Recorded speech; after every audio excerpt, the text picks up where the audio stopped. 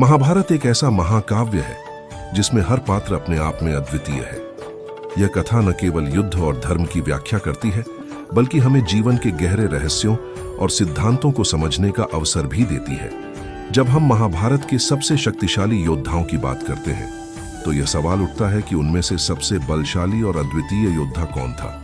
अर्जुन, भीष्म, अश्वत्थामा, भीम, गुरु द्रोण, घटोत्कच या कर्ण, इनमें से कौन ऐसा था जिसने युद्ध भूमि में अपनी शक्ति और कौशल से सबको प्रभावित किया।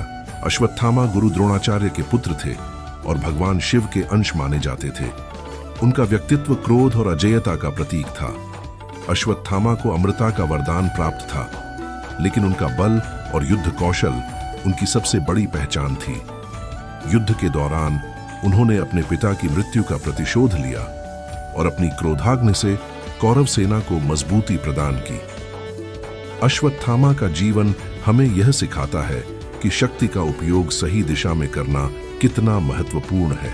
भीष्म पितामह का नाम लेते ही त्याग और बलिदान की छवि उभरती है। भीष्म न केवल कुरु वंश के संरक्षक थे, बल्कि उन्होंने अपने जीवन को धर्म और कर्तव्य के लिए समर्पित कर दिया था। उनकी इच्छा, मृत्यु का वरदान उन्हें सबसे विशेष बनाता है। युद्ध के दौरान भीष्म ने अपनी अद्वितीय शक्ति और अनुभव का प्रदर्शन किया।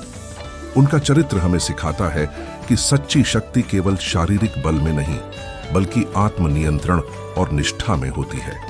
उन्होंने कभी भी अपने कर्तव्य से समझौता नहीं किया, भले ही उनके सामने अपने प्रियजन ही क्यों ना हो।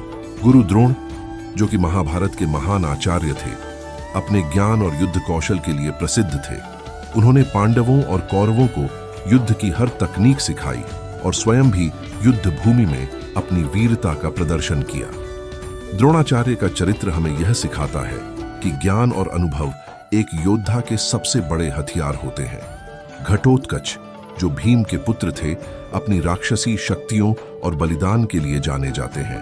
उनकी रात्रिकालीन युद्ध क्षमता ने कौरव सेना को हिलाकर रख दिया। घटोत्कच का बलिदान महाभारत के युद्ध में पांडवों की विजय के लिए अत्यंत महत्वपूर्ण था। उनका जीवन हमें यह सिखाता है कि बलिदान ही सच्ची वीरता है।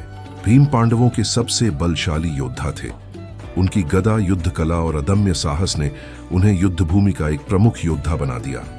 दुर्योधन के साथ उनकी प्रतिद्वंद्विता महाभारत का एक महत्वपूर्ण हिस्सा थी।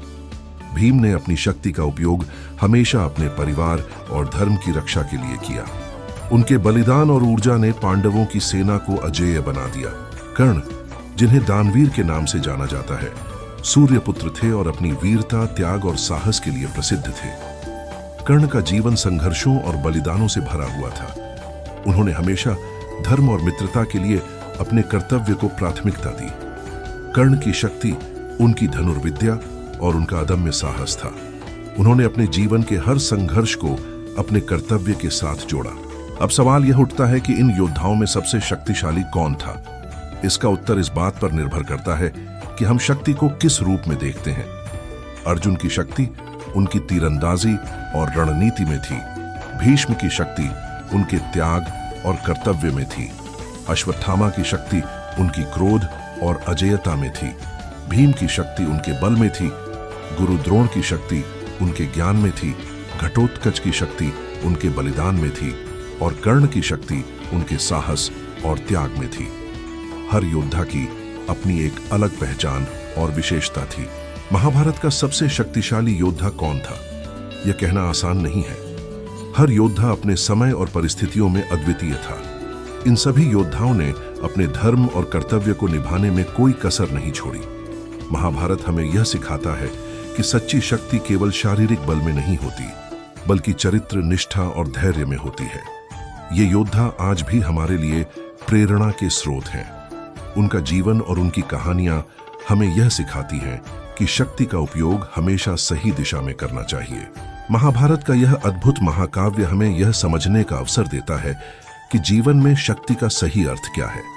शक्ति केवल विजय प्राप्त करने का साधन नहीं है, बल्कि यह अपने कर्तव्य को निभाने का माध्यम है। चाहे वह अर्जुन की तीरंदाजी हो, भीष्म का त्याग, अश्वत्थामा का क्रोध, भीम का बल, गुरु द्रोण का ज्ञान, घटोत्कच का बलिदान या कर्ण का साहस, हर योद्धा ने अपनी शक्ति को अपने धर्म और कर्तव्य के लिए उपयोग किया। यही महाभारत का सच्चा संदेश है।